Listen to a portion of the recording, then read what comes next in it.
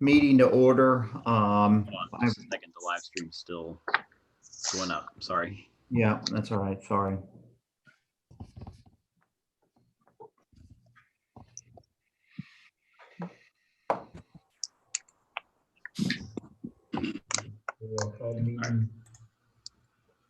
That's good. All right. Good evening and welcome to Fort Mitchell City Council. I'm Mayor Jude Heeman, and tonight is a regular scheduled meeting for our budget discussions. And so I'm going to call this meeting to order. We did some microphone checks and we can see everybody. I'd like to, at least for the roll call, to show that Mary Burns and Vicky Berger are not on at this point, but everyone else we've had a radio check, microphone check, and are present at the meeting. Council, would I entertain a motion to approve the agenda as submitted? Motion to approve. Mr. Polgears? Second. Second, Mr. Dethridge, all in favor? Aye. Anyone oppose? Aye. All right, motion carries. Council, you've received a copy of the May 4th, 2020 minutes. Are there any changes or adjustments to those minutes? Motion to approve those minutes submitted? Motion. Motion, Mr. Dethridge. Second. Second, Mr. McVeigh. All in favor? Aye. Aye. Anyone oppose? Motion carries. Couple things under the mayor's report that I have to talk about, and one we'll start with Kyle. We had addressed Kyle that not to really do anything much at the park. The restrooms are closed, as you know. The nets from the volleyball, basketball, and tennis are all down. Based upon what we're seeing, I believe by this weekend, I'm ready to at least have the nets back up and ready to go at the playground for the holiday weekend. Under the governor's restrictions, the playground and the restrooms are still closed. I'm hoping that he follows at least or gives us some guidelines from when campgrounds would open. So campgrounds to me would spur at least the discussion from restrooms and maybe some playgrounds. But at this point, Kyle, I unless there's anyone that opposes here, we would like to go ahead, and a lot of the cities seem to be following that, at least the basketball, because the restrictions are at 10 here, and we'll be able, people can at least shoot and play tennis and volleyball accordingly. Okay, you want the basketball court goals up also? Okay. Yeah. So we can go ahead and do that. We're just not quite yet ready for the restrooms or playground, until the governor gives more information.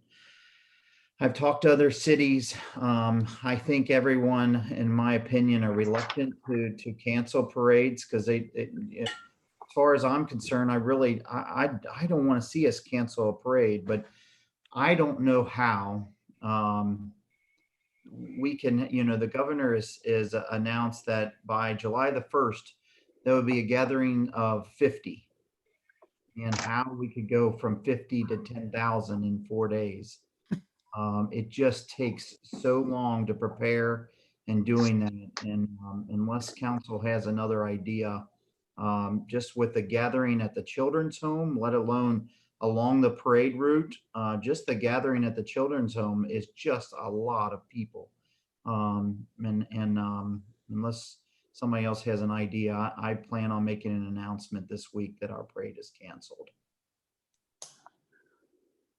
I already thought it was when people asked. That's what I've been saying. So it pretty much. I'm with you, Jude. I absolutely 100% hate to see it canceled. I know this is something so many people in Fort Mitchell and surrounding communities really look forward to.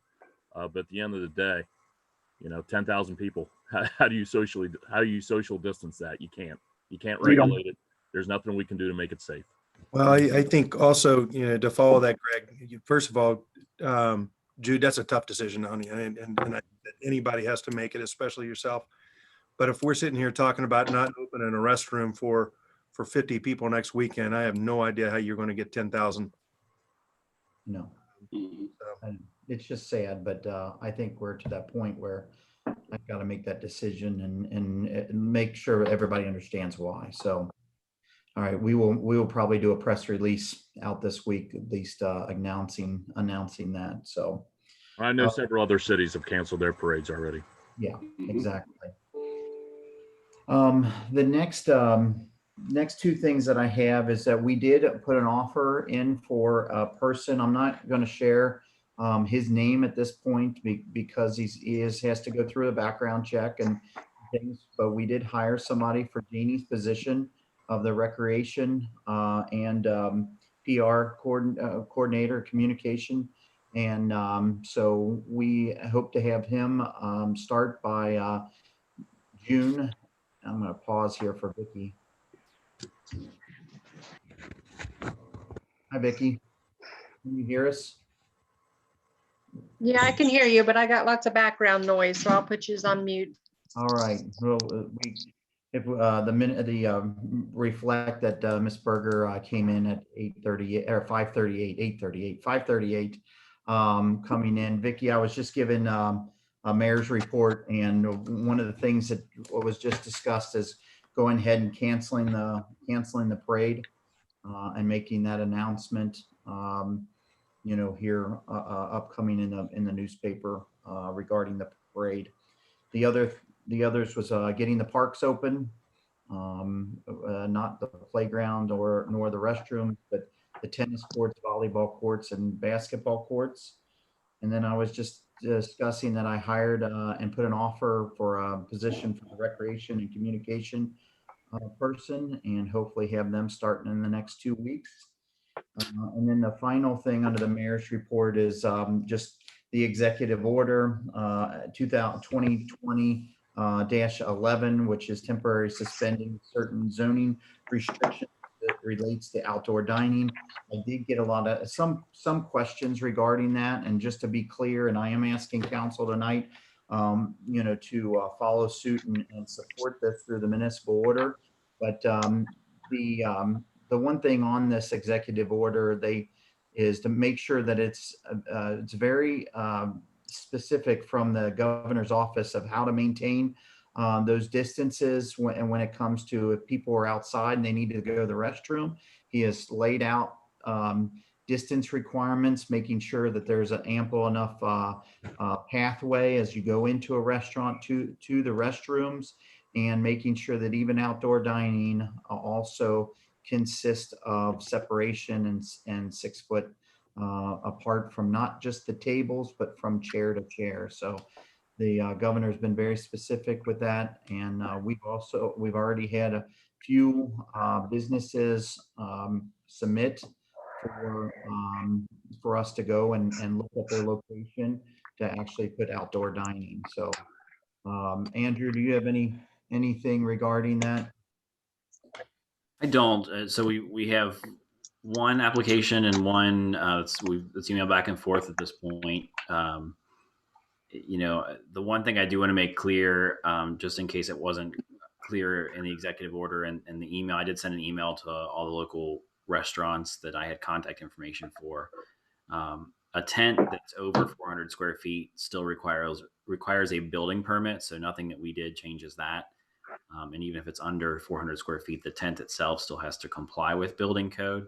And so just internally, when we get the plans that people are submitting to us, I'll be taking a look, and Adam will be taking a look as well to make sure there's no fire safety issues with it.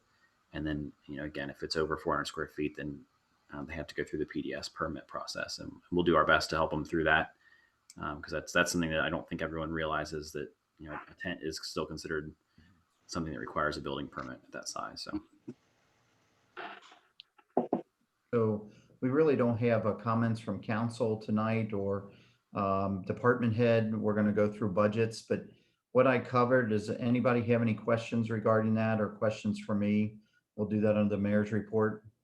One question is this, as this goes about, just with the activity in Cincinnati opening up last Friday and the weekend with all the pictures, how do we police this? So Go ahead, Andrew. it is the health department.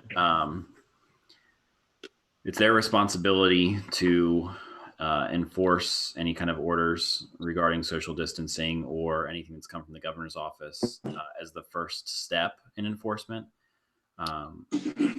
There are some things we can do. I mean, certainly we can ask, for compliance on the law enforcement side of things. We've received some instruction from the Attorney General's office on, where the line is when we would get involved in a sort of in a criminal capacity, and it's the goal is not to have to get to that point. The goal is to get. I agree 100%. I hope it's managing the public with common sense, and I hope it doesn't put any pressures on either the health department or any of the departments inside the city. And Gary, we did intentionally draft this. I mean, this was to make sure that zoning restrictions for outdoor dining were not an impediment to businesses serving people, given the restrictions we have, but it doesn't remove other restrictions, and it writes in there that they need to comply with health department directives and directives from the governor, which are very specific at this point. So I do think there's a policing aspect to it. I think Chief Sherberg answered that very well. But the executive order that the mayor signed does not remove those other restrictions, and it doesn't remove other restrictions like permitting and things that the chief already alluded to. Okay. And Mr. Do we Beck- have any ability to revoke this if there's a business that is not enforcing social distancing per the governor's standards? It's a good question, Claire. I mean, can I be very specific on individuals if they're not? The order itself can be revoked. I believe, I mean, we have a review process built into it, most likely. I would need to know what the facts are before I help sort that out in terms of determining whether that's the appropriate action. But the other thing is the executive order is also only temporary. I believe that authority is contained in it. And the authority basis for the executive order is the emergency power. So I believe that Jude would retain the authority to make those changes. I'm sure that he would likely bring those to council and talk to you about that as well. But I believe he would have that authority to revoke the program in its entirety and potentially to require additional restrictions or put limitations on individuals once this is implemented. Some of the discussions that we had with the governor's office is really self-discipline and self-managing. If you go in and you don't feel comfortable, at some point you need to make that moral decision and walk away and really notify that restaurant or business owner that you're not in a comfortable position because the way they're managing it. And I think that's what's going to happen. I don't know how else we could do it. Right. I agree wholeheartedly, Jude. Yep. I think you did a good job. And Any other questions regarding the mayor's report? Okay. Claire, under the city attorney's report, if you want to take it from here, and that first municipal order there require action from council. Yes. So we have municipal order number 2020-03. And that's a municipal order of the City Council of the City of Fort Mitchell, Kentucky, approving of and supporting Executive Order 2020-11. And council, you received the executive order and the municipal order written in its entirety. Is there any questions regarding that? Make a motion to approve it. Mr. Polgear? Second. Second, Ms. Knockhazel, all in favor? aye. Aye. All right, motion carries. Claire, we have a second reading, I believe, correct? That is correct. And this is ordinance 2020-1, an ordinance of the City of Fort Mitchell, Kentucky, repealing ordinance number 2005-19, regulating temporary signs and any subsequent amendments thereto in their entirety. Andrew, I know we discussed this when Charm Lee was here, but these are the changes within the to catch up with PDS's regulations. Is that correct? Yeah, that's correct. Anyone have any comments? Motion to approve? Mr. Dethridge, I'll second. second, Mr. Steckel. Because this is an ordinance, we'll go ahead and do roll call. Amy?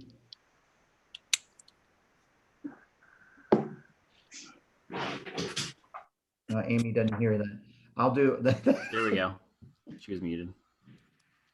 Okay, sorry. Mrs. Berger, Yes. Mr. Dethridge, Yes. Mr. McVeigh, Yes. Mrs. Knockasel, Yes. Mr. Polgers, Yes. Mr. Steckel. Yes. All right, motion carries. Under item number 7, discussion of the 1920 budget and the new budget for the 2021. So just a couple things that this is not a reading of the first budget. This is a budget meeting. I know it's kind of odd, but if you remember, we typically meet a little bit early and discuss. We'll go through line by line. We typically have two readings then in June, a first reading of the amended and a first reading of the new budget. And we still have those scheduled for June. Typically, we also have a public hearing for the municipal road aid. And because it's hard to have a public hearing right now, what we've heard from other cities and different things, and Claire, not to put you on the spot, I mean, we did talk to some neighboring cities. Typically, this is when you would do that, but without, if it's okay, we've never had anybody really speak out for that. As long as it's within the budget and we're going through, we were thinking about having that the 1st of July, the first meeting in July. By then, we would be able to have occupants of 50 or more and have an open meeting and do that. Claire, do you have any concerns if we pushed that hearing to July? I don't know that would be a problem, and I don't remember if Senate Bill 150 gives us that authority, but that seems to be a sensible alternative. So I think that should be fine. So if for whatever reason we can't do that, then we would have probably a beginning of the Zoom, and because it's a different hearing, one of the things Kentucky League of Cities, we're talking about whether or not we had to close that hearing and close Zoom down and open a new Zoom up and do that. So that's kind of why I'm suggesting we at least have the public hearing in July. So if something's different, then we'll make sure that we email everybody out to do that. But that's my plan. Mayor, this is Matt Stegman. Can you hear me just fine? Yes. Okay, just to comment on that, we're not adding any new projects for next year out of the municipal road aid. It's kind of our normal thing. So there's nothing project-wise that would be affected by that delay, even if it's extended past July. Great. So the next thing, Mr. Dethridge, as the chairman of the Finance Committee, you had a meeting regarding my budget, and was there any comments or such? No, not at all. The meeting was May 12th and went well. The budget was, Amy went through the budget line by line, was presented and reviewed by the Finance Committee. No changes were recommended to the budget. I think everybody's understanding the situation that we're in. Want to give a hats off to the administration, Amy and Shermley, Andrew, and also Jude. You guys did a great job, because what they did with the scenario, they met with some local professionals and one from Northern Kentucky University, and they went back from an economic standpoint and looked at the best scenario that we had possible to this COVID relationship, and back to the 2008 and 2009. So they went back to that and looked at what revenue streams may be affected based on some of the layoffs and other items. So, and you'll see it as you go through. So they've done some adjustments to some of the revenue streams and a couple line items in the on the revenue area. So they did a really good job of trying to get this to at least in a position that it's moving forward where we can have an understanding, and something that we're really unknown about right now. Thank you, Jerry. Yeah, to reiterate, it's a very flat budget. In doing that, I'd like to start with the pie chart. On this pie chart that you received, the biggest part of that is that we should be proud of, and this has been going on, is we are very diversified. We're a very diversified taxing entity. To knowing that only 24 or just 24 or 24% of that from businesses, 20% is basically fixed with real estate, 14% insurance premium tax, the 19% from charges, so that's Lakeside and Crestview Hills that we charge, and then the other is intergovernmental, licensing fees, franchise fees. I think, we are really set up very well for that. So yes, there's going to be some curves, but to know that we are this diversified and I think it's going to allow for, us to have a healthy budget. But we significantly we brought down revenue, what we thought could hurt us, and Amy's going to get into that. In this budget, you're going to see basically a flat budget. One thing is the road tax. We've always, almost every year, always transfer monies in from our general fund into the road tax, and this year it is zero. That is one way that we were able to do that. That doesn't mean we don't do road projects, because we have a road tax, that separates that, and we have a very healthy balance to be able to fulfill all that this year, stay within our means. So that is one area that we were able to save. We do have some planning for public works. One thing that I don't want to do is stop planning. Public Works is, again, they've been out of room. We've been trying to plan something, at least have some architectural and engineering fees that we can continue to plan.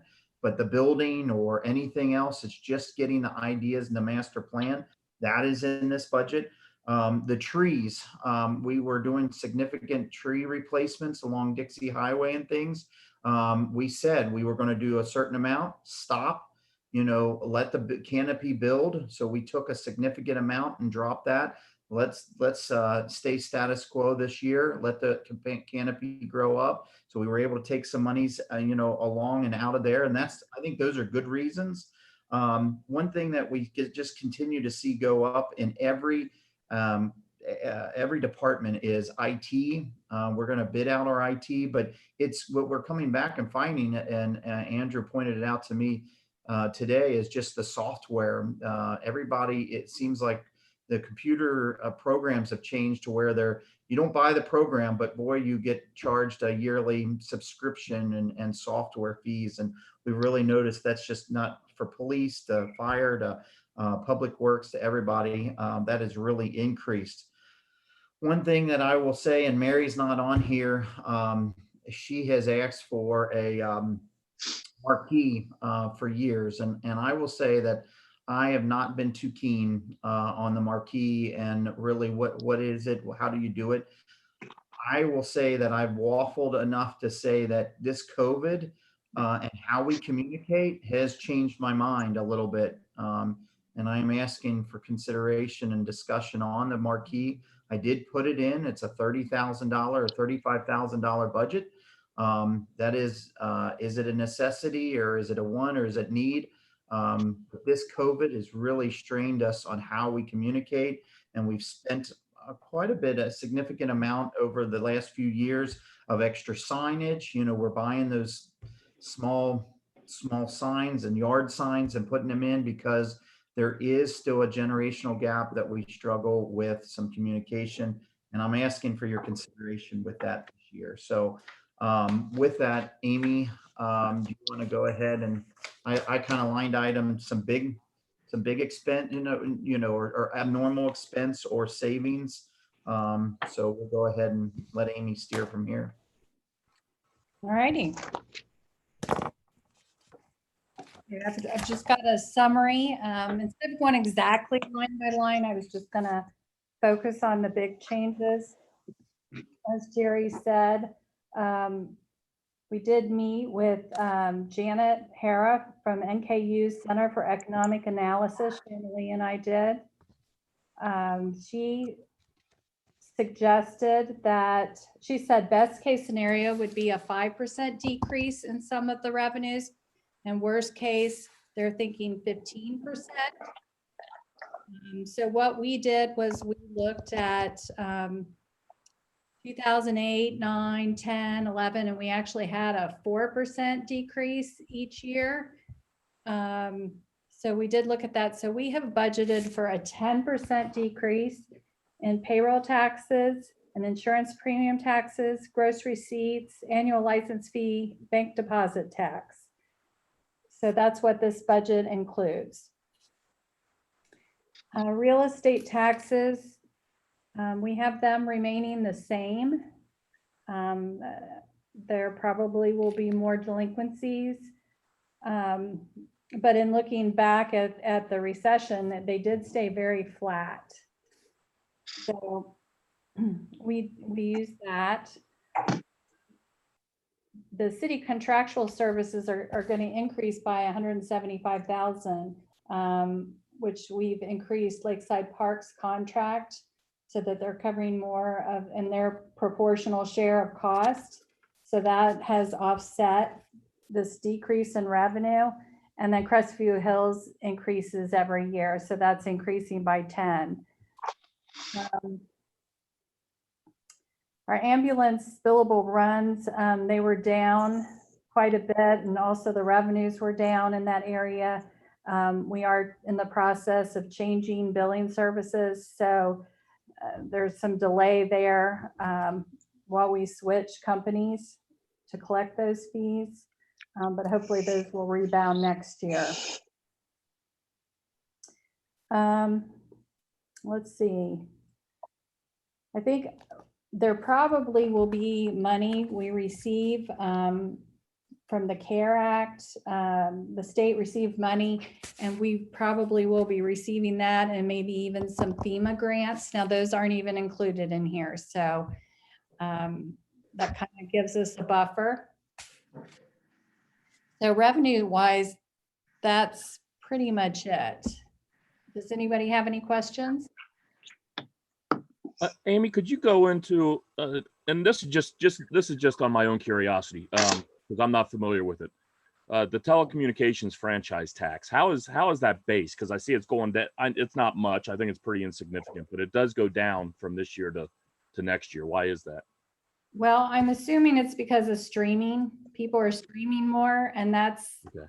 being, So it's based on data used, basically, right? yeah. Gotcha. Okay. So it's on the bill there, so I would imagine that might continue to go down some. Okay. I mean, a lot, maybe. Sure. Okay. Okay. Yeah, I wasn't sure how the revenue was based on that tax. So. Yeah. Okay. So that's pretty much page 1.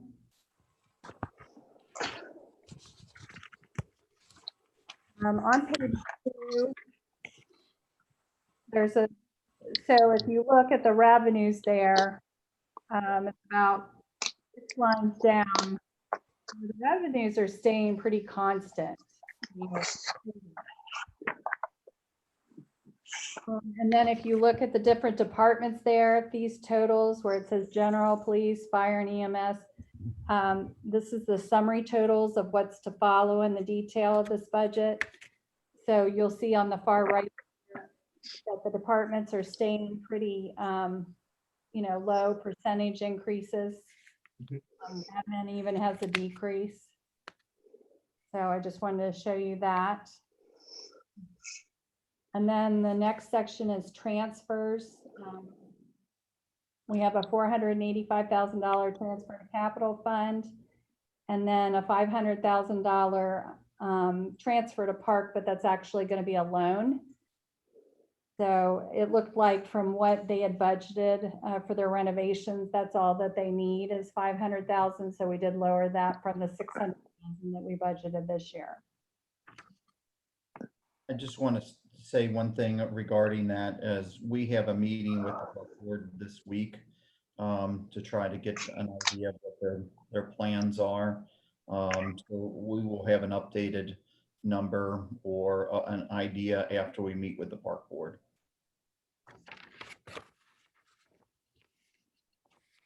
So if you go on down past the transfers, it says change to fund balance. And if you look, the amended budget is just under 17,000 to the positive, and then next year's budget is negative 475,000. 500,000 of it is a loan. So if you took that out, it's actually, 24,500 to the positive. And that's, put that amount down a little bit lower. Same where it says change in fund balance excluding the park fund. So that kind of gives you a summary of what this budget entails. And I did put a line item of us saving the extra franchise tax for retirement. That's what we implemented it for. So I did deduct any increases in retirement. But I just wanted to let you know we are reserving that part for this, because the retirement is going to keep. They are keeping the rates the same just this year because of COVID, but then, it'll kick back in. Gary, that was an ask from the Finance Council last year. Is You'll that probably correct? have to dry him off when he comes back in. Because of, really with the increased costs with the pension system, we said, we would put a line item in and allow it to go directly there. So since the governor did not increase it this year, we're still putting a portion in. So everybody knows. Okay. As we go into the expenses, I just want to make some general comments. All departments are budgeted to increase below the inflation rate. The inflation rate, just to let you know, is 2.3%. Raises are budgeted at 3.5%. And then Duke Energy is increasing their fees to 10%. Health insurance increase is 5%. And then just the general insurance is increasing 7%.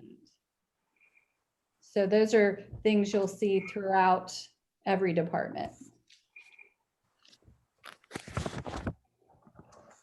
So if you go to page 3, that's where the general government expenditures, that's where the administrative department is and council. We pretty much are going to be operating the same as before. There's no big changes. We will be filling our 2 open positions. So I did bump up health insurance because if they're family plans and before they weren't family plans, there might be some extra cost there.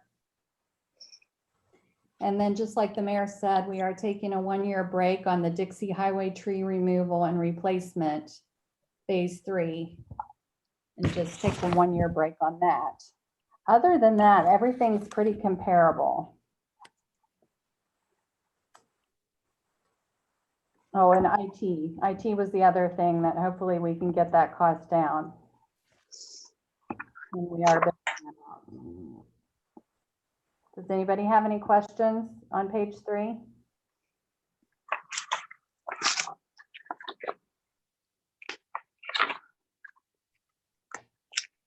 Amy, I do have a question. I'm sorry. So for IT, the $65,000. Yes. Is that have you all selected a company for IT, or is that kind of what you're thinking it'll come in at? No, I just got the bid from Andrew today and we're advertising it this week. Okay. So yeah, we'll be getting that in June sometime. Okay. And just to add on to that, we have reached out to our current vendor to look into some spikes in the cost there to figure out what's behind those and see if we can immediately rectify that. So, okay. Ready. Thank you. Okay. Do you want me to move on? Or do you need a little bit more time to look at it?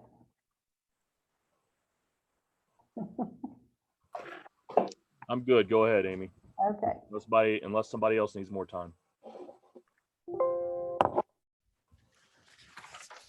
All right, so if you look on page 4, like I said, the administrative cost has gone down in total. And then we move to the police department. The police department, their expenses are increasing 1.1%. And then they will be filling a position that's been vacant since December 31st. Officer Cornett's position. And this budget does include promoting a captain from the 4 sergeants and having, instead of 4 sergeants, 3 sergeants and a captain. So there is some money in there to train the new captain. And also to hire a police cadet who can also serve as a crossing guard. And there is 1 tuition reimbursement budgeted in there. Andrew, do you have anything else to talk about in your budget? No, I think that covers it. We did take it down from 2 cadets to 1 cadet, so that we could see some savings there. And that's it. Amy already covered the rising IT costs, and we've done what we can to try to keep that as minimal as possible. But the more software that's offered as a service, the more that goes up each year. Actually, I think the mayor talked about that. Chief, one of the things that was mentioned, and Jerry could probably comment to this, it was just asked, where are we at with COVID and the amount of calls that we're getting and things. And there's been somewhat of a decrease in calls because people are at home or anything else. But I think some of that is due to the fact you haven't rushed to hire somebody since December, but where your staff is now and everything else, I think it's crucial. We finally received Aletha, back, and she's still under training. You've been really down 2 still, haven't you? Yeah, I mean, in effect, we're down 2 people now. With school being closed, Officer Pangala was able to fill in on the road instead of being in the school, so that has made up for the 1 position. And so we were down the path of hiring for the open spot. Unfortunately, we were not able to hire the candidate that we were in the process with. And then right about that time is when coronavirus hit. So, hiring it kind of got put on the back burner for a while. So we picked it back up, hoping to get some good applications in. They're due this Friday, and hire for that position. For our staffing, to keep staffing at sort of a safe level, even with the reduced call volume right now, that extra positions, we really want to have it filled. It's unfortunate that we've been 6 months without it, but sometimes, unfortunately, that happens. So, our call volume is down about 30%. If you look at if you compare April to April, we saw about a 30% decrease, and that's split between proactive calls, so our traffic stops and things of that nature, and then some of the reactive calls are down as well. And I'm sorry, Amy, did you say that the overall budget is, or I'm sorry, just for police is up 1.1%? Yeah. 1.1%.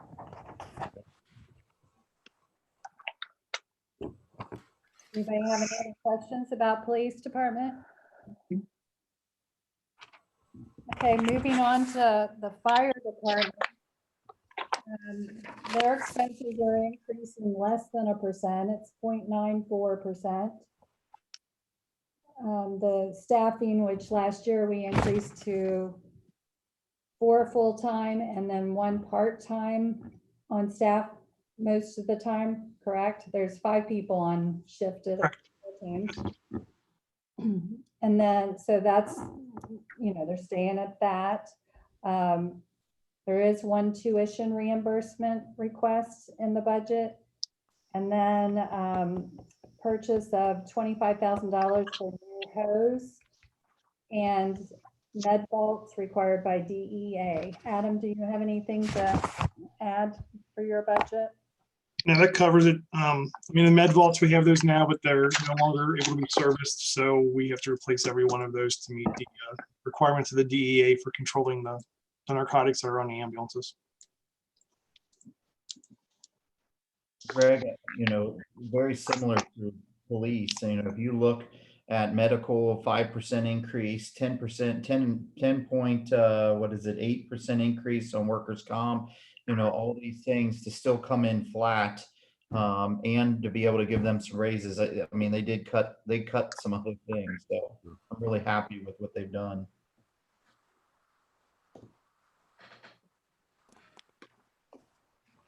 I'm sorry, what's the percent increase there? I don't have those figures. Oh, it's on the page 2. Two. Yeah, two. Total budget increase is 0.94% for the fire department.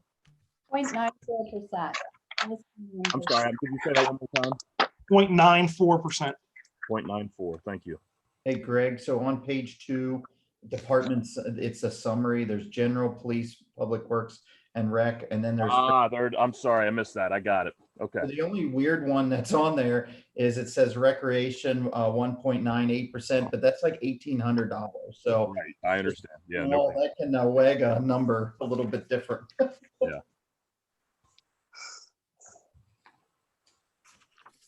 Okay, as far as Public Works, same status quo also. Their total expenses was 0.39%, so very low increase. The only thing that I have noted on there is we've got Amy. $17,000 for gateway planning in downtown. That's the only thing that I jotted down. Amy, I think something's going on with your microphone. Can you try next to the mute button at the bottom? There's a little up arrow. Can you hit that little up arrow and see if where it says select a microphone? Yeah. Which microphone is it showing? Realtek high definition. Is there a Logitech on there? There we go. Is that better? Did you pick the lot? Yeah, that's better. Okay, sorry about that. So did you guys even understand what I said? Sorry. No, please start from the beginning. On page 1? I'm sorry, I didn't know that was going on. Should have told me earlier. Public Works is pretty much exactly the same. We do have in the budget somehow one part-time summer help for Matt and his department. The total increase for the department is 0.39%. And the only thing that was, I don't know, that I jotted down as noteworthy was the streetscape and beautification includes $17,000 for gateway planning and downtown beautification. But other than that, everything was pretty much the same. Matt, do you have anything you want to say about your department expenses? For this section, nothing specifically. I've just, if anybody has any questions on anything, please go ahead and shoot. I think the gateway monies, we don't know. I mean, how neat would it be to have floral arrangements hanging on the light posts to, some of those flags? But the ultimate thing is with the COVID, I wanted something in there because we don't know if we're going to need to do some different separations. How long is this going to go? Some type of monies to be able to dedicate down in that area. Mm-hmm. I don't know what else to call it as, but that's kind of the truth of it. The parking study, I mean, we pulled all that stuff out. There's nothing to study, at this point. And, hopefully, I think our businesses, may come out of this stronger and more together to really pull out together, and help each other out. So.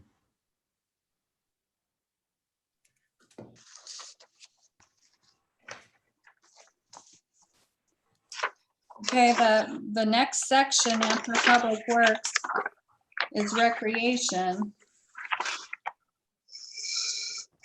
I just realized my page, I printed a bigger copy off, and so my page numbers are different than what you guys are looking at. Recreation, we have in the budget, obviously Janie's position is open, so this year everything's pretty low because events are canceled, and so basically it's just putting a full year's budget with having someone in that spot. You know, a portion of the new hire that's coming, you know, will allocate a portion of their salary to this position. But basically we used the last year's current budget with a, you know, a little bit of change, but not too much. Right, I think Janie did a good job is just really expanding our larger programs, you know, and continuing to do that, whether it was bands in the park or Halloween, you know, trick or treating. So continue to expand on those larger family. We had a lot of success in that. Yeah, I guess it'll all depend too on COVID of what we even can do. Amy, I heard like Edgewood was trying to consider how they can still have their concert series, you know, in their park, yet still try to spread people out and things. So I think a lot of cities still just really realize that people want to still be able to do things and get out, and, you know, how can we do it safely?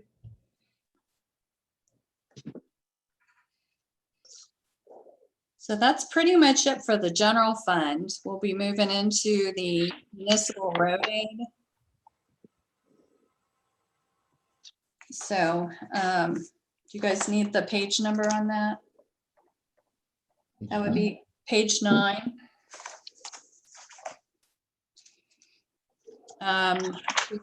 Just to note, with gas prices down, that does affect our municipal road revenue because it is a percentage of gas prices. So we did receive an estimate from the Department of Transportation for next year of $149,000, where it has been coming in the mid to high 160s. So that's there. As far as expenses, you know, what normally comes out of this fund is you know, when there's snow removal, basalt, joint crack sealing, like small repairs come out of this. We do have the Bromley Crescent Springs Road project, which was supposed to start maybe last year, but hasn't started, but that's that joint project of Kenton County. So that's still kind of in limbo. We have some wrap up of Orphanage Road sidewalk. And then there's some money in there for the Beechwood Road, Dixie to Thompson Safety Project. And that's $15,000. And then the Beechwood Road sidewalk, Grandview to Fort Mitchell Place. You know, there's just $20,000 if we need to do anything for that, but there is a grant in 2024. So there's a note on the side related to that. So I think that's really about it. You know, it leaves an ending fund balance of 137,000. But I don't know if the Bromley Crescent Springs, you know, will be spent. The only thing I was going to add, Amy, the salt, we used very little salt, but there's a minimum purchase that we have to do. So that 23,000, we have a lot of salt stored in the facility with the state. You know, if you're questioning why do we spend such a high percentage, well, it's a minimum requirement for the salt bid. And it just generally, as the way I've seen the cycle go with the MRA fund, we pay for salt materials that we use with our crew, and we do contract a few things out every now and then. And we usually spend less than what's budgeted, and it accumulates. Well, we were able to pay for the Orphanage Road sidewalk project out of here with how it's accumulated. So that's, anyway, my 2 cents worth on the general terms, how this budget, how this fund goes. Any comments or questions?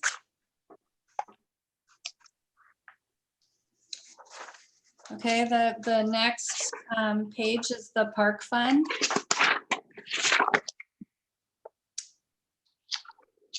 So, oh, I didn't comment, and I should have, interest rates are way down again. So we're gonna be losing interest income in all the funds. So it is what it is. I think we're gonna try to work to get into the Kentucky League of Cities investment pool to help with that. But we haven't done that yet. The main thing in park is just the, park renovation. On page 11, there's a $900,000.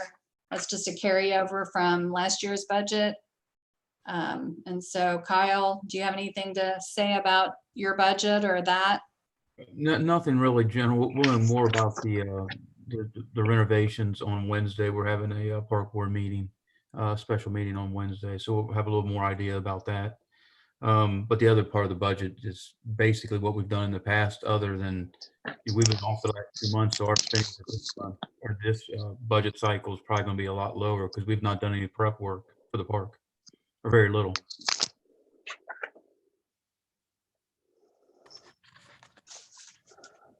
And so at the bottom of this budget, you see the transfer coming from the general fund, and that leaves an ending fund balance of $41,000.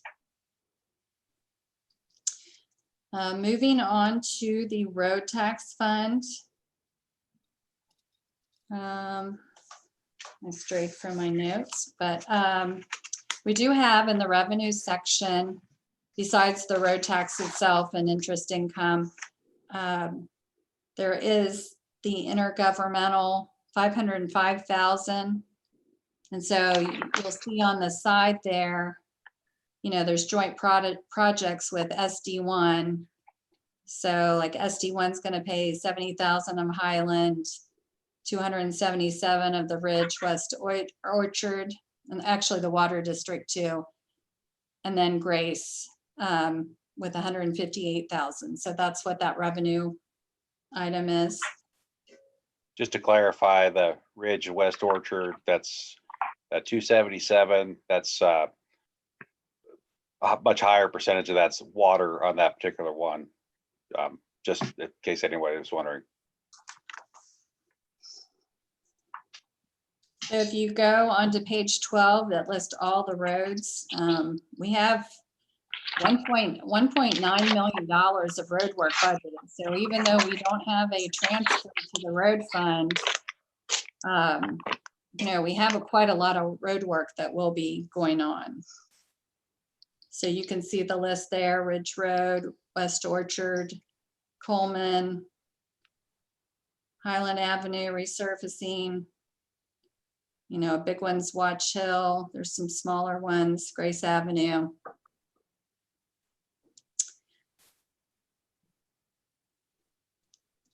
And Royal Drive. So anybody have any questions about the road project? Amy, before I go to questions, council is Grace Avenue. I think I've addressed council about this a little bit, but it's probably the first time you've seen that budget number. It's just come in the past month or two. There's a stormwater problem on Grace Avenue.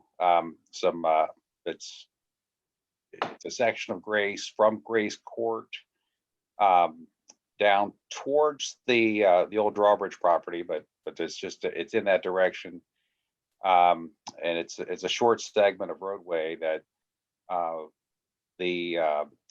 we're going to add storm sewer, and as with this project of that 329, This is a 50-50 cost share with SG1, and they would be doing, you see up there in the budget, 158,000.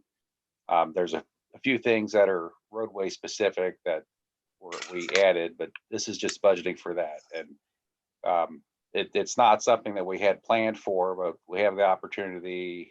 SD1 agrees it's worth a worthy project to add some storm sewer there where we don't currently have them, have catch basins. And we get half of it paid for in some reconstructed roadway as in the process. We get more than just storm pipe. We get brand new street on that section where it is in need of repair as well. So I haven't given a whole lot of explanation about that, but that's about it. Watch Hill, it's the 400,000 that's budgeted for engineering and for the start of the project. All the other ones there, Anna Joe, Grace Avenue, spot improvements. It's a different section of Grace. Cookbook and DeVille, those were all in the current fiscal year's budget, but we just pushed them back to next year's budget. So those are all ones that I believe every one of those is one that you've seen before.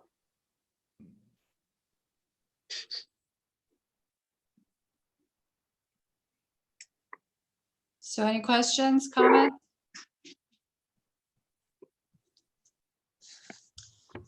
Okay, the last fund is the Capital Projects Fund. If you go to the last page, we've got $50,000 for miscellaneous sidewalks. And then we have a little over $200,000 of projects in the city building. Most of them were budgeted in the last budget that we didn't get to, where we were planning to do it now, but with COVID, we haven't had anybody in the building. So we've got the dorms for $36,000, the fire, HVAC and windows, $10,000, the gate fence, $30,000, the garage planning, Public Works garage planning, $25,000, council room tech, $20,000, and then the phone system will need to be replaced. We have $45,000. We're bidding that out right now with the IT. So we don't really know the exact cost of that yet. And then this is where the electric sign is for $35,000. So that's all on that line item. Then we have the 2 police vehicles to be purchased next year. And in the fire department, we have the fire truck that we've already ordered, which is $961,000. It's supposed to be here in September or October. An ambulance for $240,000. And then 30 turnout gear, $3,000 each. So, and then we do have some radios for Public Works. We're not sure if it's going to come in this year or next. So that's duplicated, but it only happened in one of the years, not in the budget, in the original budget, in the budget for this next year. So that's what we have in the capital fund. Any questions, comments, Mayor? No, I think it's important, there are other cities that talked about not spending the money on cruisers or not spending on things, but not everybody has a capital replacement fund like Fort Mitchell. And, we've been saving for this. We want to make sure that all the police or fire, are safe. And we find that the maintenance costs, we don't keep these vehicles, on the replacement program. I believe, Adam, the Life Squad is pushed up 1 year. Is that true? Based upon calls, or it's pushed up a little bit, but Right, we actually pushed it up 2 years. That we've had some maintenance issues with that when we're replacing. We've had some, it had substantial exhaust and engine repairs that we put out last year for issues with that. And then it was actually out of service last weekend for the entire weekend for a actual air leak in the actual airbags of the ambulance. So that one is had some issues. so, and that's our, unfortunately, it's our most used vehicles, the both of those ambulance. So I didn't have a problem because we had the capital replacement to do that.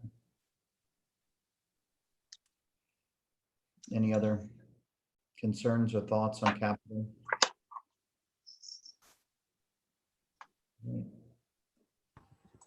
Go ahead. That's all I have. That's it. So it's a weird budget, you know, I don't know what everybody thinks or concerns or, you know, we're gonna save more or what we're doing. I don't feel like we're doing anything. You know, I'll jump in. I'll be honest. I was kind of pleasantly surprised by it. You know, I want to first and foremost thank the department heads because I know you all made a lot of cuts here. You know, I think we all have to understand that obviously there's going to be a lot of unknowns coming in the next 12 months, maybe less, maybe more, who knows? So, you know, we just, you know, hopefully that 10% reduction in payroll license and whatnot is accurate, and we can go from there. With that being said, Jude, I wholeheartedly agree with what you said before. You know, I know Jerry and I talked about this today as far as diversification of our revenue. So that puts us in a much better situation, I think, than a lot of cities have. So I was kind of geared up to fight this budget, but like I said, I was pleasantly surprised with it. So It's like Andrew, if you look at the police department, they had budgeted, you know, being able to hire that person and, you know, since December and elected not to do it, there's $100,000 of savings. Right. And each year, you know, whether it's police or fire or any public works, they all come within that their means, you know, and they're never scrambling to do that. I think to the point where there's this is a great budget, you know, if we find where revenues are coming in and shortfall, then, you know, I think we powwow with each department head and come and present something else, you know, but this part, I think we've planned as much as we can, right, as much as we believe. Okay. There's one comment I'd like to make, and I know it came up in the finance committee. There were a couple members that were, you know, not against, but always questioning the, you know, the raises and that part of the salaries. And I'm only going to give my opinion as a council member. Is the folks that work at the city have been in the front lines. I know that other cities are, from my understanding, have been given raises, and I'm not one to take a risk. I don't want to look at what the cost of our turnover would be if we don't reward these people for being on the front line and putting themselves at risk, putting their families at risk. So that was a question, and it's just my opinion that I'm glad that the raises were in there and not at a flat zero. So I'm glad that the budget worked in a position where it's close enough on a financial basis that these people can be rewarded. Jerry, I'm glad you brought that up. You know, that's something we fight on, you know, being on the PDS Council and PDS Management Board. That's something that we've really butted heads on is these built-in raises every year. PDS is a different animal. You know, I look at PDS as more deal with it on a more private sector type of deal. Whereas with this is our frontline workers. And I know they get poached left and right. So we got good people here right now. So I don't have a big issue with that. Yeah, I don't have any issue at all with the pay increases. I'll just echo what both of you have said. I think these are well deserved and wish we could do more. Any other concerns about the budget or thoughts where we're heading? Okay. I mean, I got to find my agenda, but I think there's nothing else. You know, obviously we're going to have first reading June 1st. June 1st. Mayor, can I make one quick comment on that? I just wanted to thank the council members for that, because I know that your words and your appreciation for the employees will go a long way. And I don't think there's any cities out there that are, disregarding their frontline workers right now. But I think it's really encouraging for the employees to hear you make those comments and to talk about, raises even in a time like this. So I just want to say thank you. I totally echo that. I mean, he's 100% right. I mean, that is a big thing for us to have that support, and we greatly appreciate the support you guys give us all the time. We greatly appreciate it. Likewise from Public Works, we thank you for your support very much. Ditto. There's nothing else. Again, 2 meetings. We'll get back with you with the public hearing, but if I can, I'm going to push it to July, and probably decide when the first meeting. If it's still at 10 people, we can't have an open meeting, or just any of us. So probably plan on the 1st of June to still have a Zoom meeting. We'll look and see if later in June, but definitely by the 1st of July, probably have our first meeting back in the city building. So, Look forward to it. good. No kidding. I'm getting tired of Zoom meetings. I am too. Can I get a motion to adjourn then? Motion to adjourn. Ms. Knockhazel, second. Mr. Polgears, all in favor? Aye. Aye. Aye. Opposed? Thank you.